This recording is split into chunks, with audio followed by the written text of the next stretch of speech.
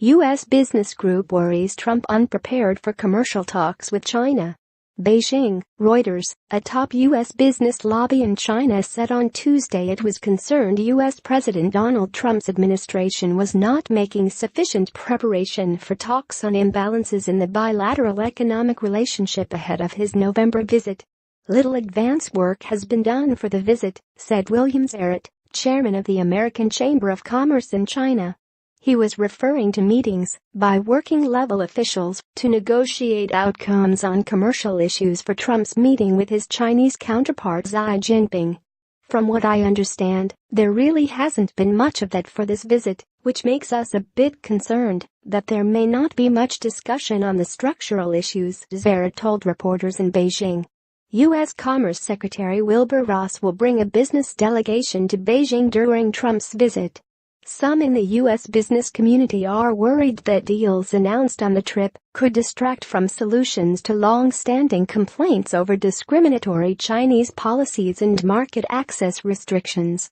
Zarit said he hoped proposed deals from the business delegation do not overshadow the real need for structural changes in the economic relationship. Trump, who will stop in 5 Asian countries on his first visit to the region as president, will arrive in Beijing on November 8. Master negotiators U.S. officials were still waiting for a Chinese response to issues raised during the U.S.-China Comprehensive Economic Dialogue in July, Zarit said, though he did not give specifics. He called Chinese officials master negotiators and said the U.S. government and business community had long suffered from a less strategic view of the economic relationship. And I think there is no exception with this administration, Zarit said.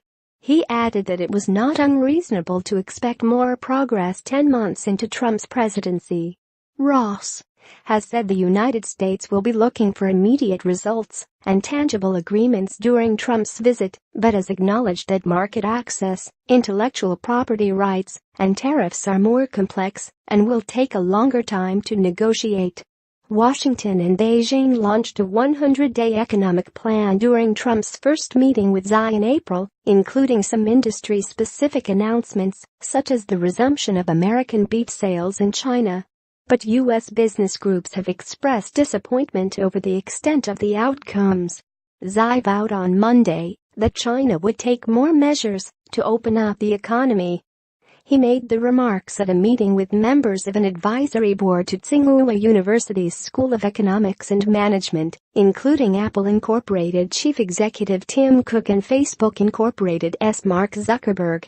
China will make joint efforts with the United States to take each other's interests and concerns into consideration, resolve disputes and contradictions, and engage in win-win cooperation, Xi said according to the official China Daily newspaper. But such frequently made pledges have done little to assuage foreign companies' concerns over ownership caps in key sectors, such as autos, securities, insurance, and information technology. U.S. business lobbies argue that their members are restricted in those industries, while Chinese companies operate freely in the U.S. market.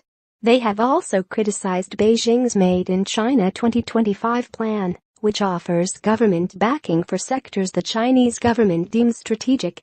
Particularly galling to foreign tech firms are a slate of new national security and cybersecurity regulations that mandate companies store crucial data within China and pass security reviews they argue could put business secrets at risk. Basically, when we look at that, what it boils down to for us is it's a company competing against a country, Zarit said. Reporting by Michael Martina, editing by Bill Tarrant.